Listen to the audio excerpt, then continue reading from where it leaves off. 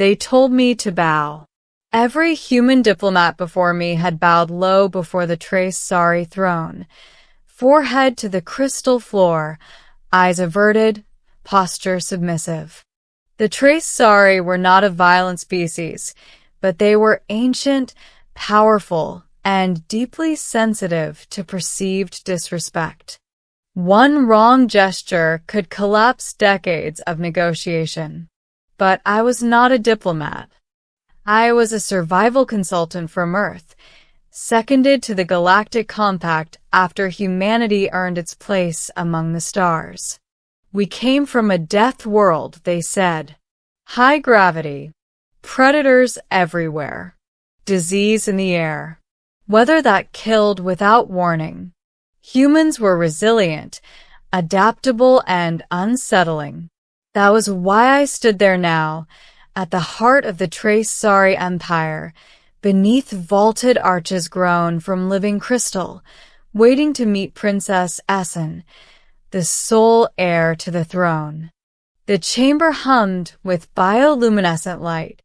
Nobles hovered on levitation plinths, their elongated forms draped in translucent silk. At the far end, the throne pulsed faintly, responding to the presence of royal blood. And then she arrived. Princess Sae'len glided forward, her movements fluid, almost unreal. Her skin shimmered like opal underwater, shifting colors with her emotions.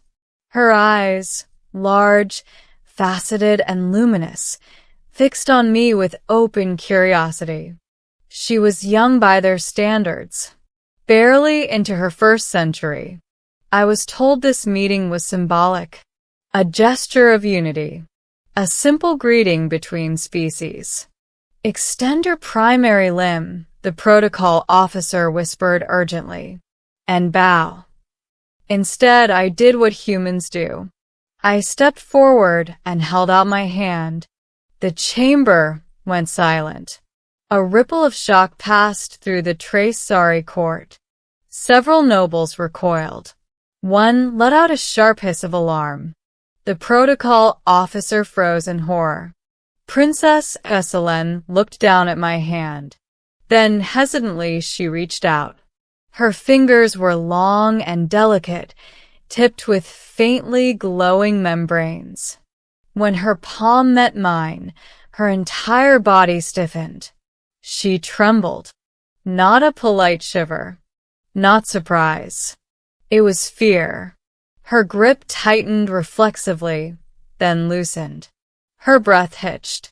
The colors along her skin flared violently, bright, chaotic flashes that sent gasps through the chamber. I withdrew my hand immediately. "I'm sorry," I said. "Did I?" She staggered back, supported by her attendants.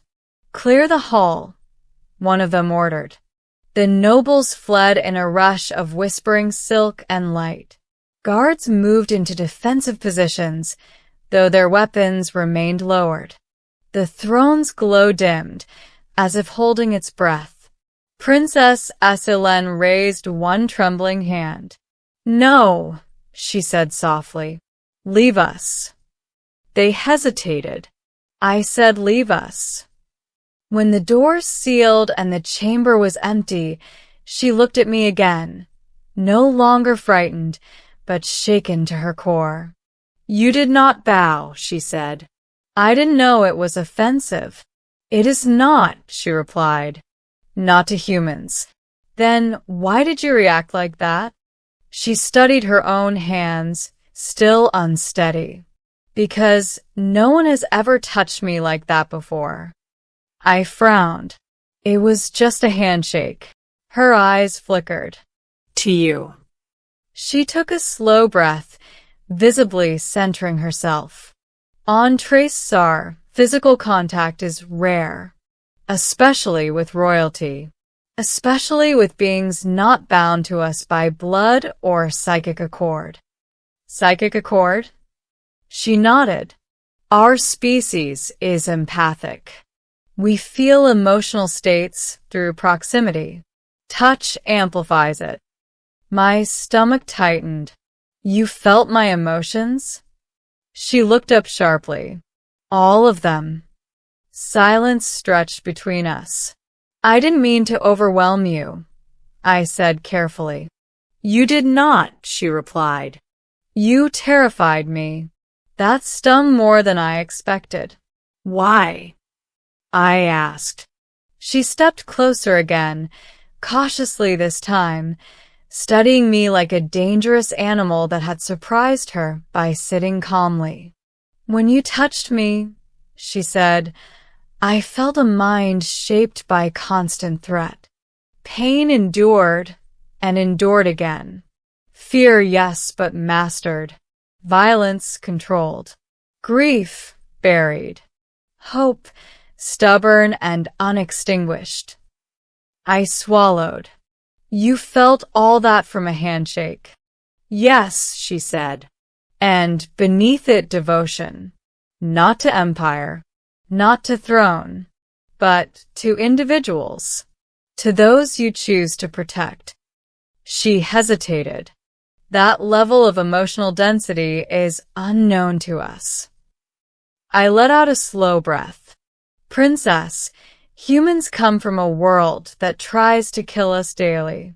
We adapt. You do more than adapt, she said quietly.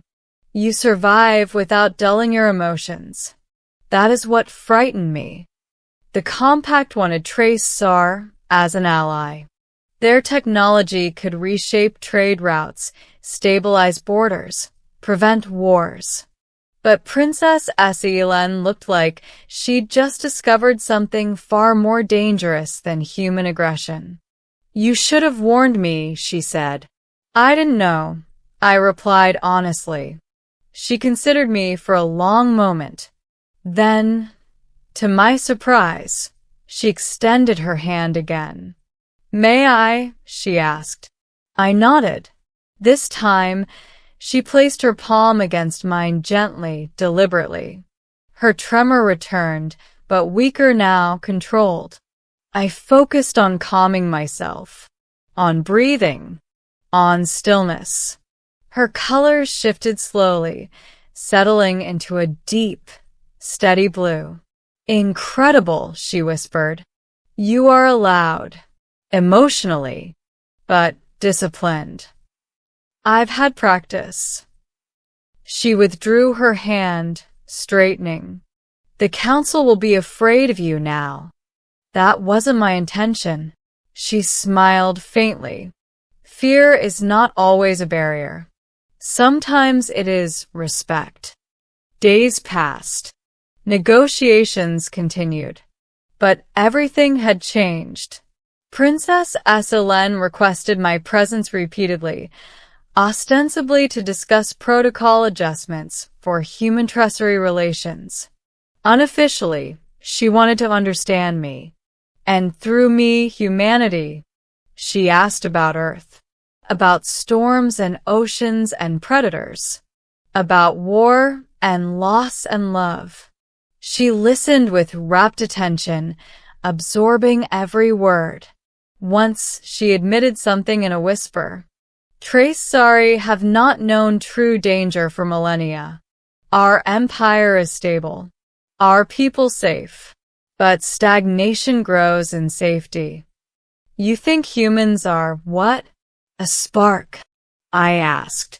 I think, she said slowly, that when I touched you, I felt what my people have forgotten. The edge. The reason to choose courage. The council did not like that.